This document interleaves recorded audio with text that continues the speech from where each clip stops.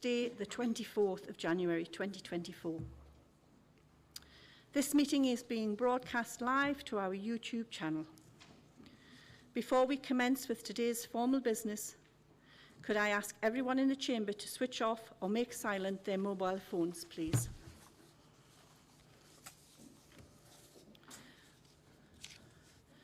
Before we move to the business on the agenda, I would like to remind you of the housekeeping rules for this meeting. As in all of our previous council meetings, any request to speak must be made by using your voting handset. Once invited to speak, please stand up and face forward and switch on the closest microphone to you. If you encounter any problems with your voting handset, please raise your hand in the air and a member of the committee services will assist.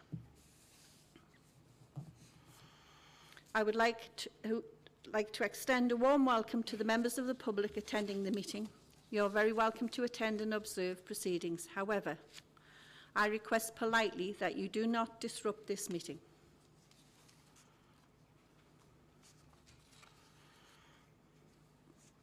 Members, it is with great sadness that I have to announce the death of former Derwentshire District Councillor and leader of Derwentshire District Council, Joe Rind.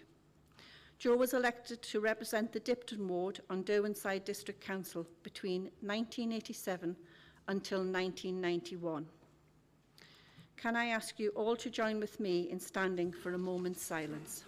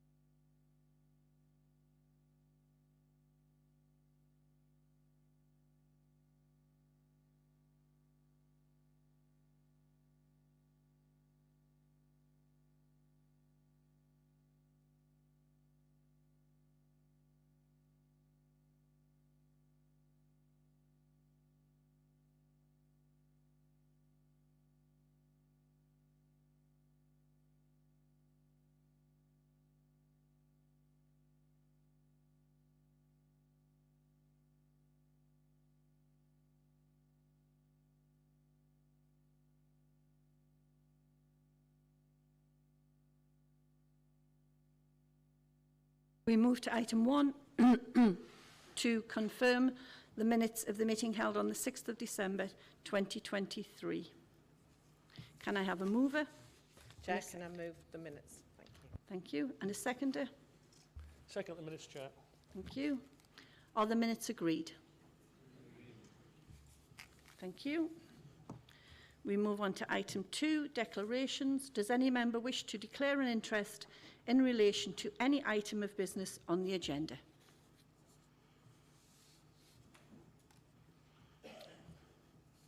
Thank you. We move on to item 3. Members, as always, can I ask and remind everyone that members, as always, can I ask and remind everyone that we are respectful to each other during the meetings. Robust debate is part of the democratic process, but I would ask members to respect the views of others and not to point fingers during debate.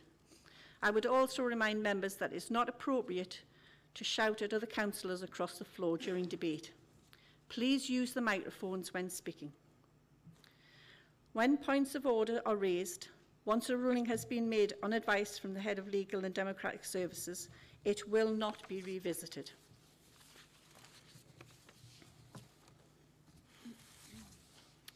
Colleagues, since the last council, I have attended various events, including the Inspiring People Staff Awards. The work that staff and teams carry out within this council is truly magnificent. And it was wonderful to come together in celebrating the achievements of our staff. Just before Christmas break, I was honoured to attend the unveiling of a new commemorative bench dedicated to the memory of our former councillor and chair, Beattie Bainbridge, in Riverside Park at Chesley Street, a place which was much treasured by Beattie.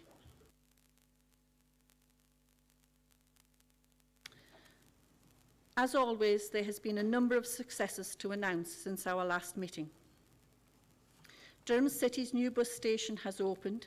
It is located on the former bus station on North Road. The new station provides high-quality facilities and is a modern transport hub that offers a safe and welcoming space for residents and visitors alike.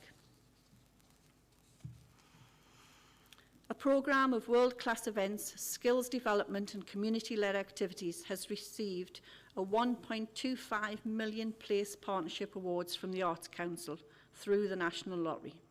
The awards came about as a result of a bid on behalf of the consortium of the Council, the Culture Durham Partnership and Durham University to support the £7.2 million into the LIFE programme, which begins in 2025.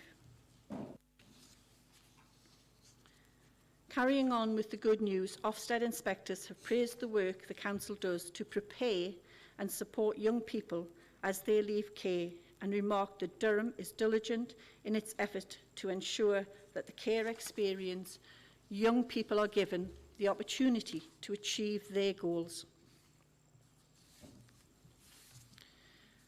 Finally, colleagues, we will be aware the Family Hub staff, including DCC and health colleagues, were in the foyer prior to the meeting. Staff will also be available following the meeting. They are showcasing the support on offer from family hubs across County Durham. Credit card style cards with QR codes have been circulated around the chamber this morning, provide easy access to the website and to the Family Hub registration form. If you weren't able to visit colleagues before the meeting, then please drop in after the meeting.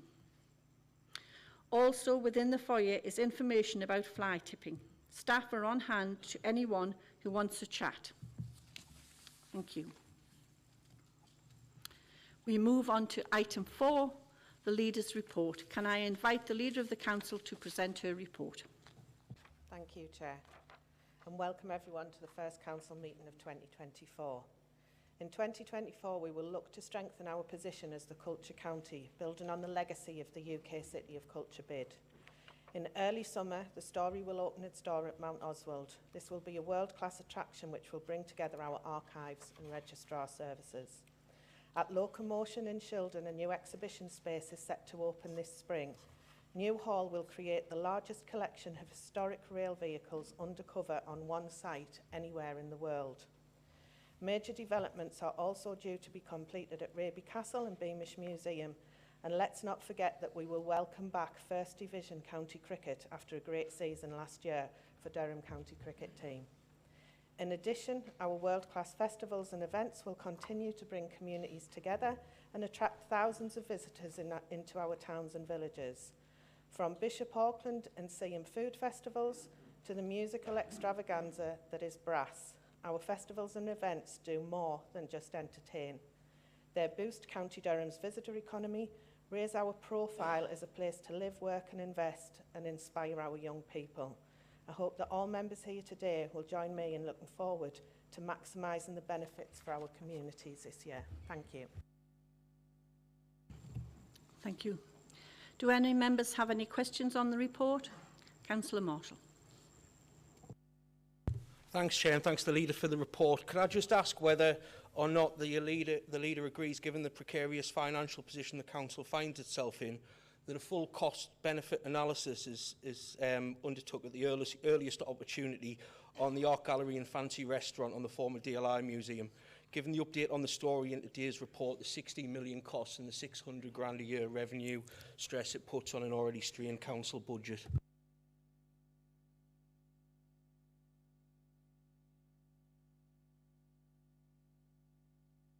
Happy to answer that.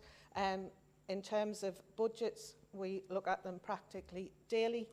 If you care to attend at any time Cabinet, you'd be welcome to ask the questions. And if you actually read the Cabinet report last week, you'll see a fully programmed paper that went through about creating a CIO to help us for the future so that anything that's to do with culture will have other forms of funding so that it's not reliable on the public purse forever.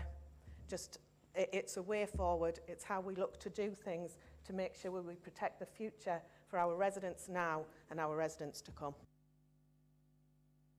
Chair, can I raise a point of order that I haven't had an answer to me question that I've asked, and the reason why you're allowed to ask questions under the leader's report is so the leader can provide a response in here. I don't need to follow around to cabinet meetings. Sorry, Chair. I'm here to answer questions that are covered in the leader's report. You're asking a question on something that's not in the leader's report, and I have had the courtesy to give you an answer, and I'm happy to speak to you outside the chamber on it. He's answered it, that's it. The cultural part would warrant the question, and that's fine, but Councillor Hopgood has given the reply. Are there any other questions? Councillor Sexton. Yeah, thank you, Chair, and thanks for the report. I would just like to ask the leader in relation to the story. Can she tell us how late it was on delivery and at what cost, please? No, I can't. I haven't got that information at hand, but I'm more than happy to send you an email to confirm that, Councillor Sexton. Is that all right, Councillor Sexton? Thank you. Yeah, perfect, thank you. Are there any other questions? Can I ask the Council to note the report? We move on to item 5, question from the public. One question has been received for today's meeting from Mr. Nixon, who is in attendance.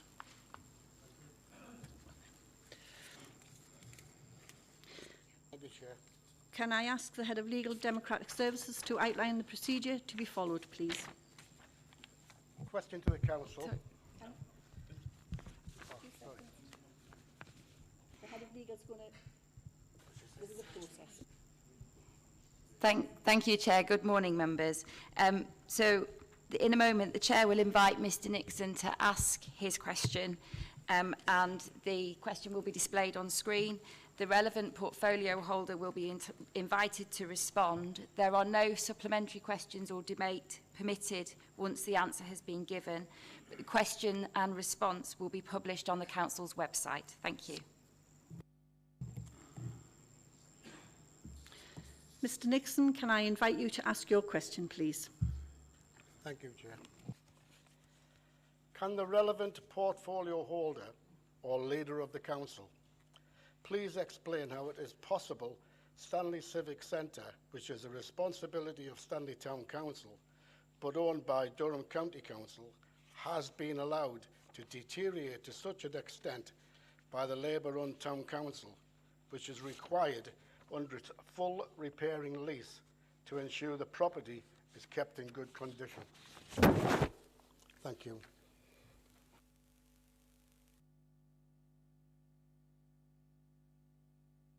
Assets to respond, please.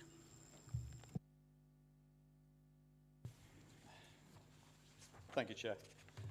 Can I thank Mr. Nixon for his question? I was asked in October 2021 by the then Stanley Town Town Clerk to visit the Civic Centre to discuss any help I, as assets is in my portfolio, could give the Town Council to put the problems right that the building had. When I was there, I discovered a hole in the roof, leaking water onto the staging area, and that the 3 boilers heating the building were broken. I clarified that in accordance with their lease agreement, it was the responsibility of the Town Council to uphold the maintenance of the building. The Town Council, in years previously, had engaged a consultant at the cost of in excess of £30,000 to advise them on how to take forward the building and its responsibilities to provide cultural and statutory duties for its residents. Despite this significant financial burden imposed on the residents of Stanley, the Town Council chose to disregard this valuable advice provided to them. Stanley Town Council had a precept in 23-24 of £818,000. And since they have taken over the building, they have received £7.8 million in public money. Officers from Durham County Council's asset departments have conducted a comprehensive survey of the building following the departure of the Town Council in February 23, which has demonstrated there are hundreds of thousands of pounds worth of repairs required to bring the building up to a suitable standard, all of which comes under the responsibility of the Town Council. I am at loss to understand that the Town Council, the size of Stanley, has not been able to deal with its obligations to maintain the building to an adequate standard. I do wonder if the fact that this Labour-run Town Council have had 10 town clerks and 5 deputy town clerks in the 10 years plus that they have been created may have something to do with their complete failures. Stanley Town Council has recently enlisted the services of solicitors to handle their responsibilities. Ongoing discussions between the County Council and the Town Council are taking place regarding the condition of the Civic Hall. The Town Council's repairing obligations is outlined in the lease and the subsequent steps to be taken. I sincerely feel sorry for Mr Nixon and all the residents of Stanley being so let down by the clearly inept and incompetent Labour administration running Stanley Town Council. Thank you, Chair. Thank you. That concludes the public questions for today's meeting. Can I thank Mr Nixon for submitting his question and for attending the meeting. The response to the question will be posted on the Council website following the meeting. We move on to item 6, petitions. There are no petitions for today's meeting. We move on to item 7, report from the Cabinet. Can I ask the Leader of the Council to present the report? Thank you, Chair. Can I move the report as tabled in the papers? Thank you. No questions have been received in respect of the report. Can I ask the Council to note the report?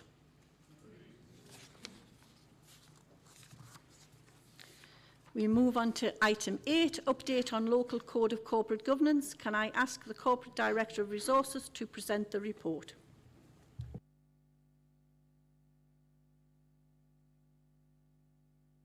Thank you, Chair, and good morning, members. This report provides the Council with a copy of the updated Local Code of Corporate Governance as approved by the Audit Committee on the 27th of November last year. The Local Code of Corporate Governance sets out how the Council fulfils the requirements of the Delivering Good Governance in Local Government framework and how it discharges its statutory responsibilities with regards to ensuring it has in place proper arrangements for the governance of its affairs. This report and the underpinning policies and strategies and the arrangements it refers to are reviewed on an annual basis by our external auditors as part of the review of the annual governance statement. The updated code is attached at Appendix 2 to the report and is structured around the key governance principles of behaving with integrity, demonstrating strong commitment to ethical values and respecting the rule of law, acting in the public interest, defining and delivering outcomes, ensuring openness and comprehensive stakeholder engagement, managing risks and performance, and ensuring we have capacity, capability and leadership to deliver. There have been no significant amendments to the statutory or best practice guidance that needs to be addressed as part of the annual review, and the amendments to the code are largely superficial this year to bring it up to date in terms of linkages to new policies and strategies that the Council has adopted. All of the amendments were reviewed by the Audit Committee before approval in November of last year. The recommendations which are for Council to receive the report and the updated Local Code of Corporate Governance are set out in paragraph 5, Chair. Thank you. Thank you. Can I invite the Cabinet Portfolio Holder and Deputy Leader of the Council to speak on the report? Thank you, Chair. I'd like to thank the officers for bringing this report forward and also members of the Audit Committee for their oversight and review of the updated Code of Corporate Governance. This is an important document which sets out how we as a Council comply with the principles of good governance, how we organise our decision-making and processes to ensure that we act in the public interest at all times, how we ensure that our decision-making is underpinned by robust risk assessment, and how we ensure that decision-making is transparent and accountable. It is a statutory requirement for the Council to adopt one and for it to be reviewed and kept up to date on an annual basis. This report therefore helps maintain our compliance with those statutory requirements, which is something that our external auditors review on an annual basis. The updated code as appended to this report was reviewed and agreed by the Audit Committee on the 27th of November last year, and on that basis I am happy to move that we note and agree the recommendations as set out at paragraph 5 of the report. Thank you. Does any other member wish to speak on the report? Can I ask the Council to receive the report? Thank you. We move on to item 9, the review of polling districts and polling places. Can I ask the Head of Legal and Democratic Service to present the report?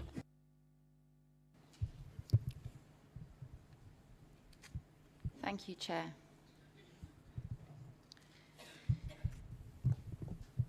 It's a legal requirement for the Council to conduct a review of polling districts and polling places every 5 years. And the last one was completed in 2019, so the Council must complete its next review by the 31st of January 2025.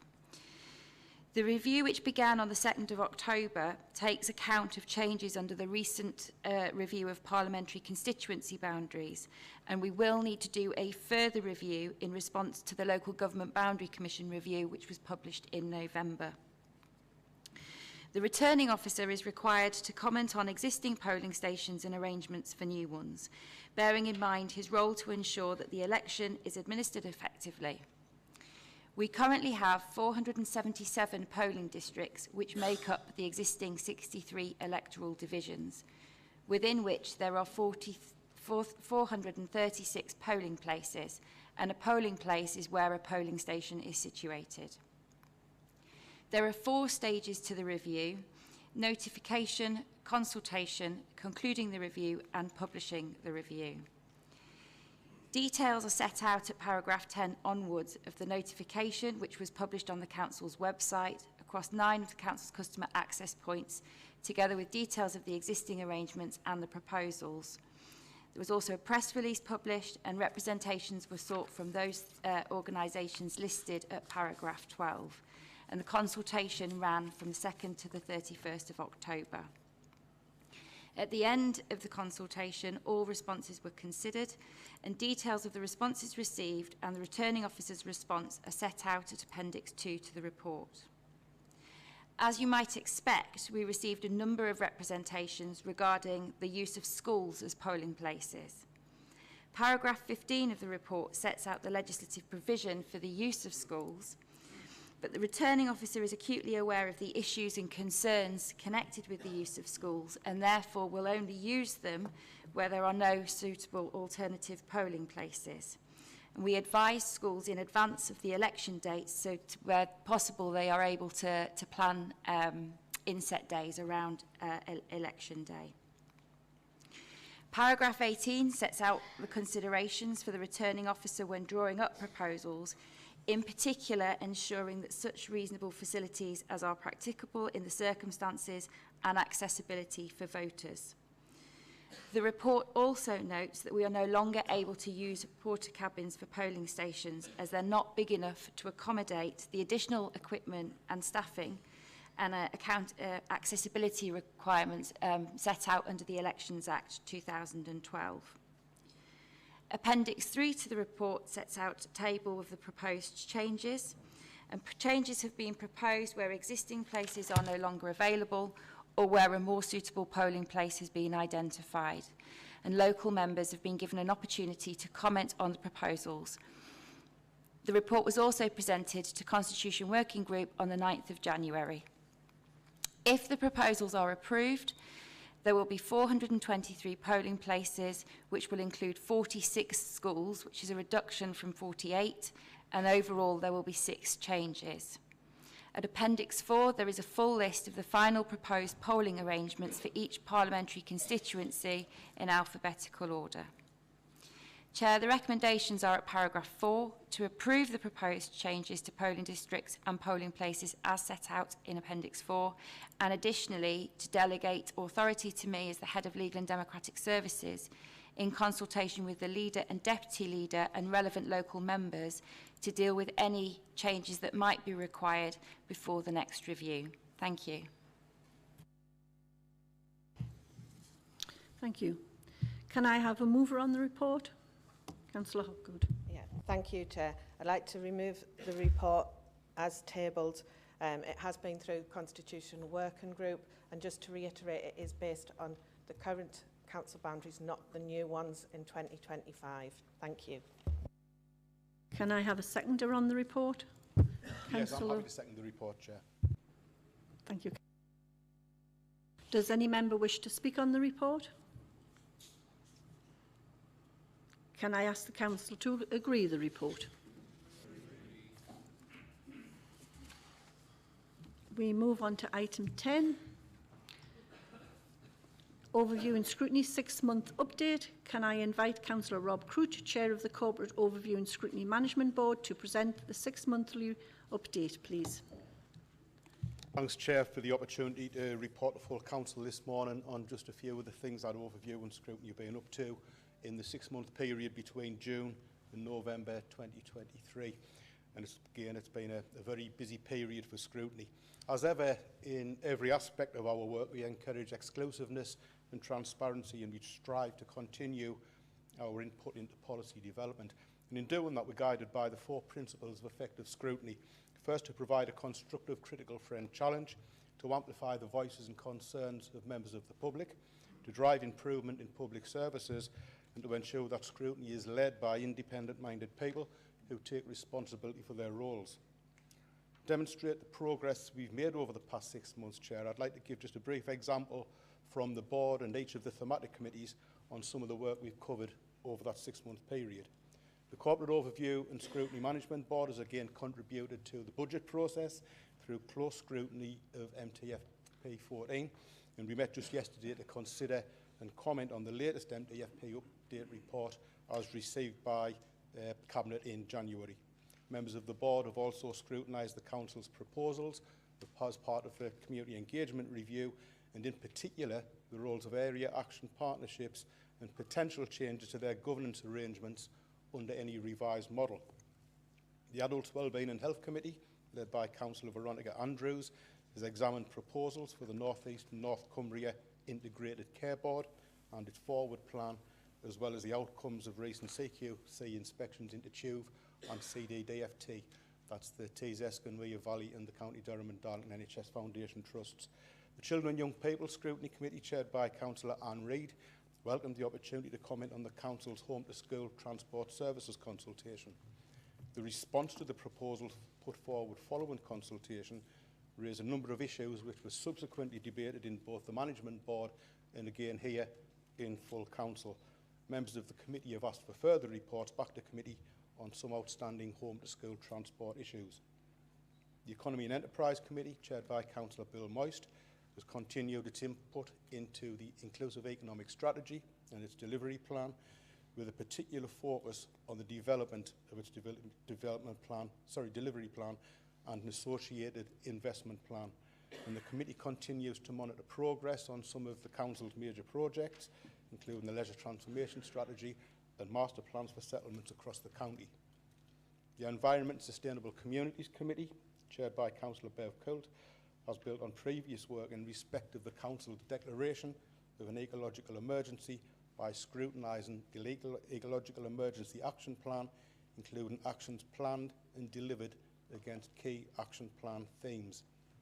The Safer and Stronger Communities Committee, chaired by Phil Heaviside, has examined the Safe Durham Partnership's statutory duties regarding counter-terrorism.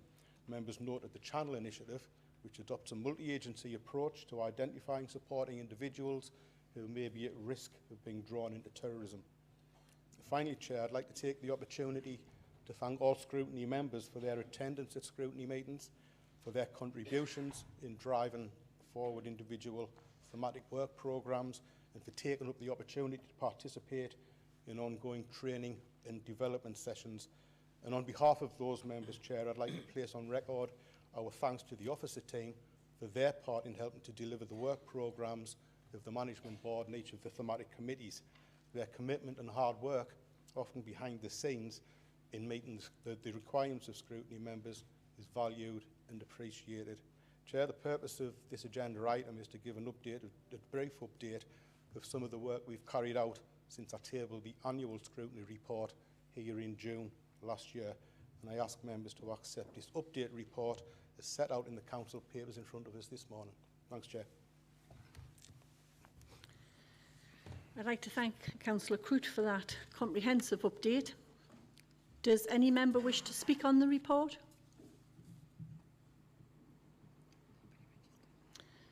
No. Can I ask the Council to note the report? Thank you.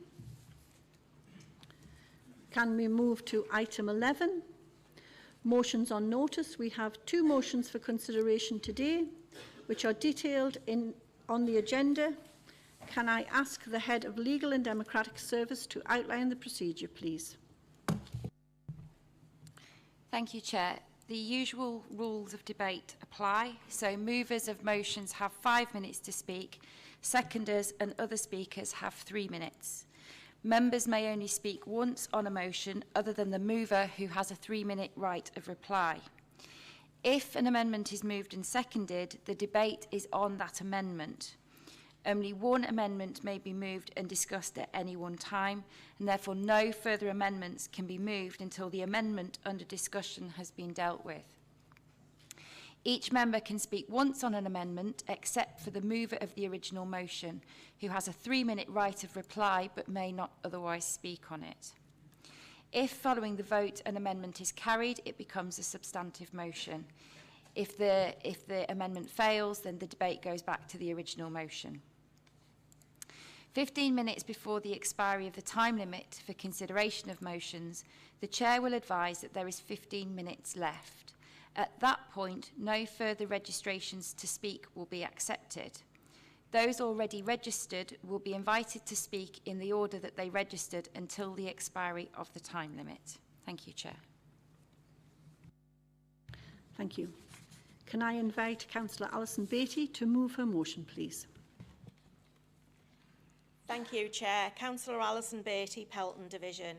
Chair, thank you for allowing me the time to present the motion to Council as displayed on the screen and in the papers. Just yesterday in Corporate Overview and Scrutiny Management Board, we heard the financial pressures faced by the authority in MTFP 14. However, the removal of free car parking charges or introducing charges for the first time demonstrates inconsistency across the county in our town centres. If we recall, the original motion for free after 2 was brought to us by the Coalition, recognising the pressures on our town centres and businesses were facing on the back of the pandemic. This issue, however, goes back much further and was first highlighted by the Economy and Enterprise Overview and Scrutiny Committee at the time of me being chair, resulting in a special task group being established to look at the retail offer across the county, comparing and contrasting the offer in Chesley Street, Stanley, Seaham, Bishop Auckland, Spennymoor and Barnard Castle. The outcome of that piece of work saw multiple recommendations, one of which was to look at parking options to increase the footfall to be delivered alongside other measures through master plans. While it recognised free car parking was not the answer due to Blairbocken, a period of time offered free would be a preferred option. The demise of our high streets is something that affects many of us in and around our divisions. And in the case of Chesley Street, for example, many of our banks have gone, some of which have relocated to neighbouring authority areas outside County Durham, such as the galleries at Washington, with free car parking. Bertley has free car parking, Stanley has free car parking, and not forgetting the Arneson Centre with free car parking, all putting Chesley Street at a disadvantage. Surely it is not right for such inequalities and inconsistencies across the county. I also feel it is very wrong that this was implemented without any consultation with local members in the areas that would be affected, with us finding out at the same time as the public. These new proposals also see our coastal tourist attractions experiencing the introduction of car parking charges for the first time in Seaham and Crimdon, a tax on leisure. This will no doubt put added pressure on curbside parking in residential streets surrounding our town centres. How can we expect to see an increase in the new business start-ups assisting with our business rates income if those businesses are losing footfall? Our business association is extremely concerned about the impacts that the removal of this initiative will have, as everyone has referenced in the town centre being significantly busier during the periods of free car parking. The value to our town centre is significantly more than the income generated. This could be seen as the most successful outcome from the master plan and wider inclusive economic strategy. I urge the Council to reconsider the removal of free after 2 to assist our town centres and not add to the demise of the High Street. Thank you, Chair.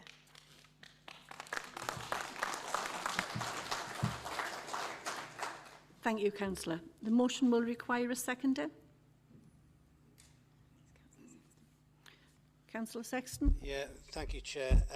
I'd like to formally second the motion and also add that businesses are telling me and all of the other councillors around Chesley Street that they're still trying to recover from the pandemic, let alone the current cost of living crisis.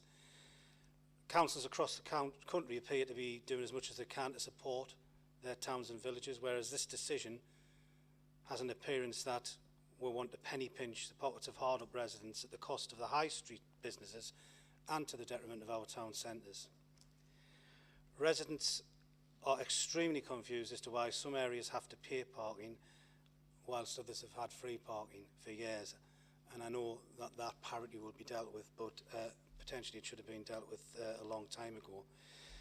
Residents in our town in Chesley Street also don't understand why we allow private enterprise to take 90% of the revenue, which equates to over £100,000 per year, of the, whilst DCC claims it needs to balance the books. I raised this several times in 2021, again in 2022 and twice in 2023, where I was promised a response. I'm still waiting. How can we continue to allow this arrangement to happen whilst we take away free after 2 parking? However, what makes this decision really shameful for me is not just the aforementioned, is the fact that the Joint Administration didn't do any consultation with me, nor any of the Chesley Street councillors that I've spoken to.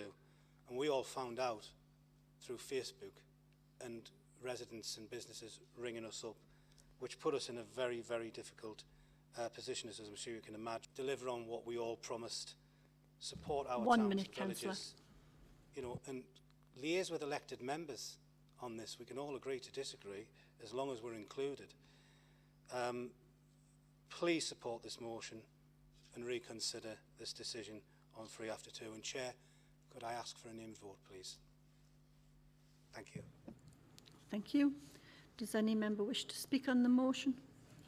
Oh.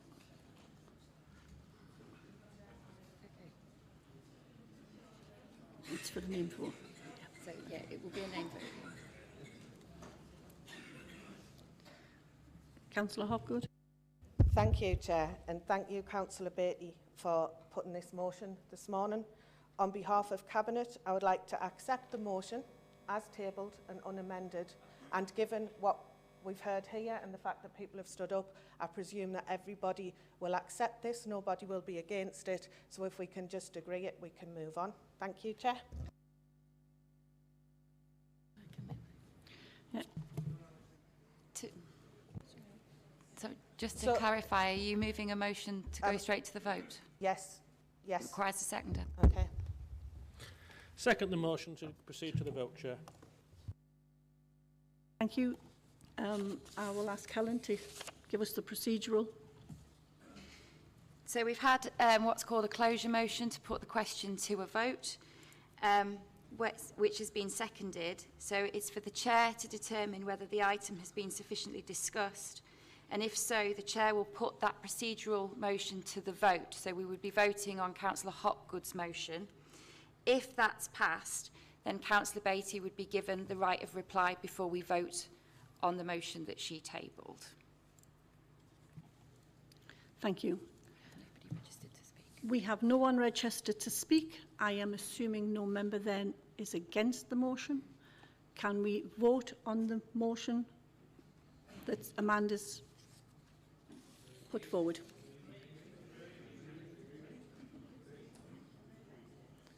So we want to vote? Are we going to vote? I got the Yeah. vote, well, so they don't know what's happening. So you're voting on going straight to the vote. So that's been agreed. That's been agreed? Okay. Excellent. So we've got a request for a named vote We on have- the motion. Yes, we have a request for a name vote. Councillor Sexton's come in. Councillor Sexton?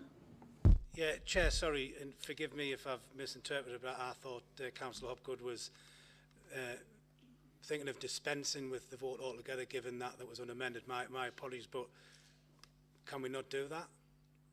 Sorry, to clarify, Councillor Sexton, Councillor Hopgood has asked that we go straight to the vote on the basis that the motion has been accepted by Cabinet. We've agreed the procedural, so it will go straight to the vote, and you've requested a named vote, so the way in which people vote will appear in the minutes.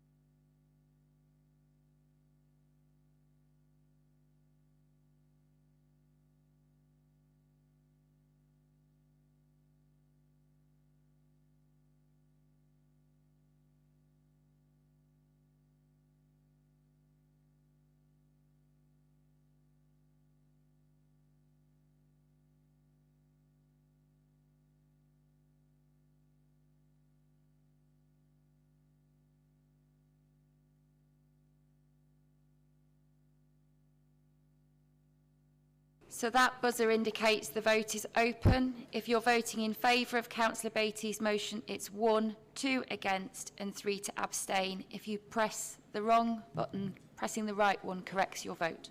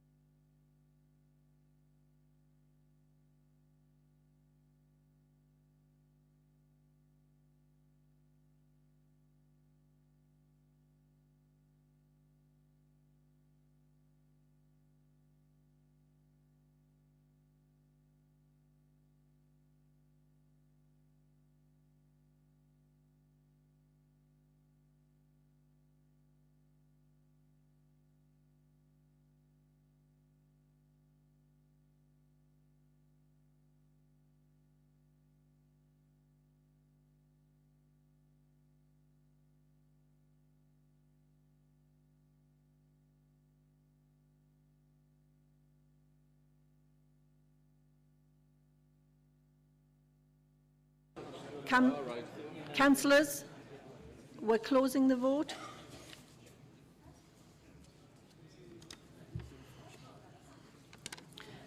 For 107, against 0, abstentions 0. The motion is carried.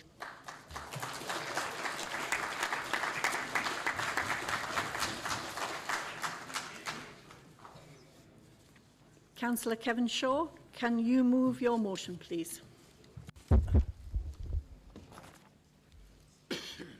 Thank you, Chair.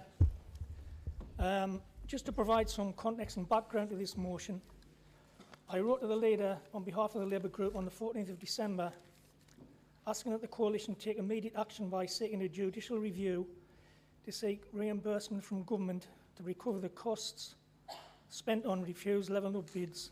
Unfortunately, we haven't received a response. County Durham Labour still clearly shares the belief that the process was unfair and that the people of County Durham should not be expected to foot the bill for government incompetence. Just to recap, at November's full council meeting, I requested updates on round 3 levelling up bids for County Durham and the total costs for Durham County Council in preparing rounds 1, 2 and 3 bids. The leader's response was all 5 remaining bids in round 3 were unsuccessful, and council spent £1.2 million in preparing those bids. Further to this, the leader expanded and stated government disclosed it changed the rules regarding the awarding of funding for round 2 after bids were submitted. The change ruled out the authority from being successful in round 2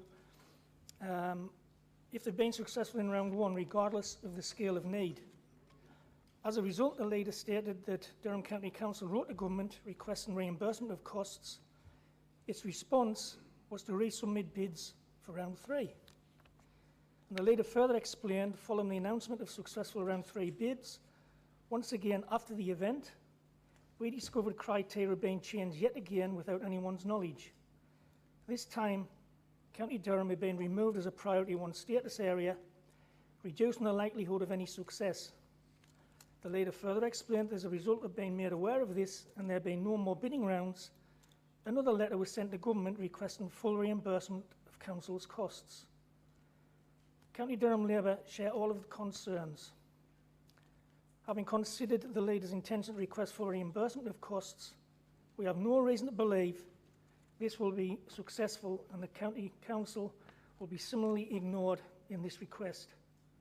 Can the leader, if she's responded to this motion, provide the Council with any progress made since then?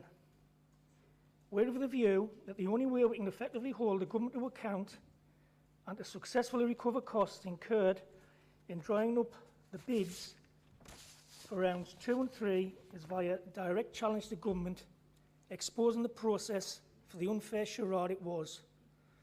So that's the purpose of this motion, Chair, to call on Cabinet to consider seeking a judicial review of the process of how bids were determined by government in rounds 2 and 3, and I ask that all members support this motion, which is merely seeking to protect the Council's interests. Thank you, Chair. Thank you, Councillor Shaw. The motion will require a seconder.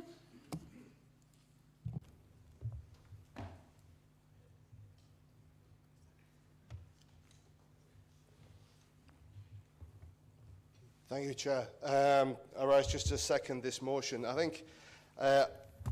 believe that every member in this room has the best interests at heart of their residents. We may disagree what those interests are, and we may disagree on how best to deliver those. But I think one thing we can agree on is that having the money to deliver improvements for our area and our county is critically important. And that's why levelling up was important, because it was money to deliver projects that we needed. Now, don't get me wrong, it's no panacea. And when you look at the cuts that we've had to our budgets as a county council, just for a start, it's really a drop in the ocean, the money that we could potentially have got from the Levelling Up Fund. But it's something. Failure to get it means that we can't deliver projects. In the area I represent, we had a regeneration project that was critically important to the area, and we aren't going to get that. But that's just the way it is now, because we failed to get this funding. But there's another real problem with what's happened. It's not just about the £1.2 million that's been lost. The way the government have handled this, it plays into that narrative that we all know about, that the public out there think politicians just talk a good game but don't deliver. they think that politicians just really don't actually have anything behind them. They think they're just really in it for themselves too much. And it's really, they worry that what this actually happened is that they're just feathering the nest of their own area. But one thing I will say is that levelling up, it is a great concept, and I do hope that the next government continue with it. But one of the real benefits of it is it's positive. And when people look around at the moment, everything you see is so negative. You just need to look. You know, the schools are crumbling. We've got, you can't get a doctor's appointment. It takes 45 minutes for an ambulance to turn up if you're going to have a heart attack in a fortunate position. So really, this was something positive that could give something for an area like this. But really, what I want to say is that I'm not going to get into the merits about what project was good or what project was bad. And look, I'm sure the £20 million that's gone to Richmondshire and the Prime Minister's constituency for regeneration is going to be spent well, and it's going to make a real difference to people down there. But really what the problem is here, the core of the problem is that as a council, we wasted £1.2 million. And that's £1.2 million of our residents' money that's just gone from the area. But it's even worse than that, because the way the government acted is it's just plain wrong what they did, the way they've dealt with us. They've taken us for fools. They've taken this county for fools. Not just us, they've taken our residents for fools. Now, I don't know if this is unlawful. It may be, but if it isn't, it should be, with what they've done there. And I would urge you to support this motion. Now, last month we heard from the leader that they're doing everything they can to seek to recover the levelling up costs. This is an opportunity for us as a council to show we're all behind that. There's a 3-month window for judicial review. That means the window is still open until the 19th of February. There's still time to do this. We want our money, our residents' money back. Time is up. And on the back of this bidding process, we want the government's incompetence to be shown up here. I urge you to second the motion. It's just not good enough what's happened. Thank you, Chair. Thank you, Councillor. Does any member wish to speak on the motion? Thank you, Chair. And once again, I think we should all maybe remember this day, because I'm going to accept the motion unamended. And just say to Councillor Shaw, apologies about not getting a response. I've just checked the last email I had from you was about your parachute jump, so it doesn't appear to have come through. But if you want to send it, apologies. So on that basis, can I ask that we, if nobody objects, again, to this motion, that we move straight to the vote? Thank you. Councillor Shaw. Just as a point of clarity, Chair, it actually came through the Labour Group Secretary. I wrote it and it was sent by on behalf of. Right. Councillor needs a seconder for the motion. Chair, second that motion.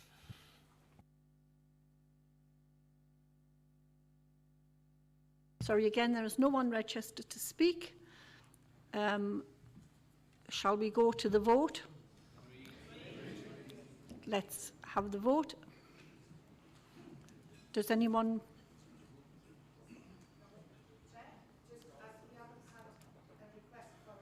Recorded vote, can we just agree verbally to it, just to save some time, please? Thank you. Agreed?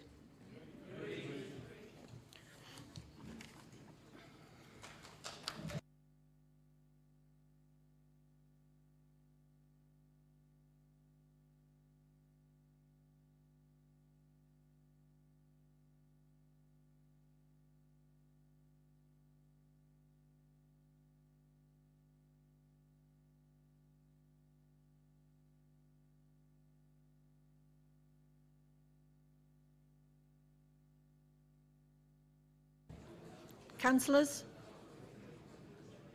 Councillors, that motion was agreed, so we will move on to item 12. We have received one question for today's meeting from Councillor Alex Watson. The question will be displayed on the screen.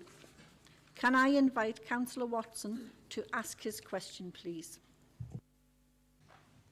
Thank you, Chair. Given the indiscriminate violence in Israel, in particular Gaza, which is affecting civilians on both sides, resulting in the loss of innocent lives, will the Cabinet portfolio holder for equality and inclusion which include humanitarian support, right to the government to voice concern and call for an immediate end to hostilities through a call for a ceasefire, which is affecting civilians on both sides, resulting in the loss of innocent lives. I believe that Durham County Council have a moral responsibility to voice concern and call for an end to hostilities. As a compassionate and diverse community, we stand for peace, human rights, and the protection of civilian lives in accordance with the International Convention on Human Rights. Some members have received correspondence from residents of County Durham who are concerned about their loved ones who are impacted by the humanitarian crisis in Gaza. I propose that the Cabinet portfolio holder officially communicates with central government, expressing our community's strong desire for a ceasefire in Gaza. Additionally, I recommend that Durham County Council works collaboratively with other local authorities to amplify our collective voice in advocating for a peaceful resolution to this conflict. I understand the complexity of international conflicts, but it is essential that we as a community and local authority take a stand against violence and advocate for a diplomatic resolution to protect human lives and foster a safer world. Thank you for your attention to this matter.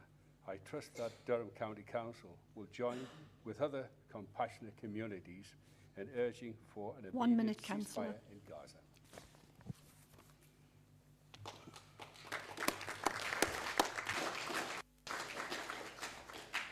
Thank you, Councillor. Can I ask the portfolio holder, Councillor Alan Shield, to respond, please? Thank you, Chair. I accept and thank Councillor Watson for this very emotive question. I further endorse the request that I write to central government, supporting our community's concern, calling for a cessation to hostilities, thus allowing further extensive humanitarian support into Gaza with immediate effect. I will continue to engage and work collaboratively with other local authorities to highlight the concern of County Durham residents and communities to try and alleviate the conflict situation in this part of our troubled world. Thank you, Chair. Thank you, Councillor. Councillor Watson, you may ask a supplementary question. No, I'm fine with the reply, Chair. Thank you, Councillor. Councillors, that concludes today's business for the Council meeting. I would like to thank everyone for taking part and to those members of the public and media who have been watching this meeting. Thank you.